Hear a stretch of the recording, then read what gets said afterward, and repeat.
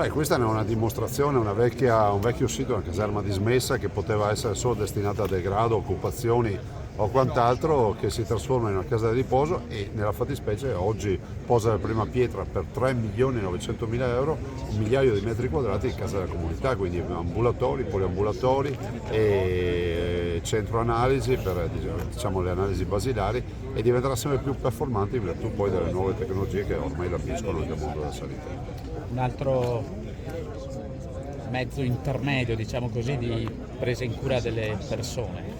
Diciamo che è un livello intermedio, casa della comunità assieme agli ospedali di comunità, che si interpone tra l'ospedale e il territorio.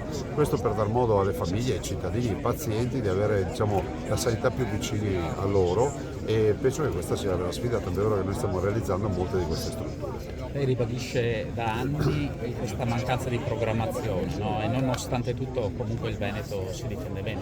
Il Veneto con i suoi 12.000 medici, 64.000 dipendenti, eroga anche quest'anno oltre 80 milioni di prestazioni sanitarie, 2 milioni e mezzo di accessi a pronto soccorso in un anno, mediamente 8.500, anche 9.000 nei periodi di punta ricoverati ogni giorno. Questo grazie al lavoro indefesso di tutto il nostro personale. Consideri che se da un lato abbiamo aumentato nel 2019 di oltre 4.000 unità infermieri e OS, dall'altro i medici dal 2019 sono calati di 250 unità perché non ci sono medici da assumere, visto considerato che in Italia mancano 50.000 medici, dei quali almeno 3.500 potremmo assumerli noi, se ci fossero.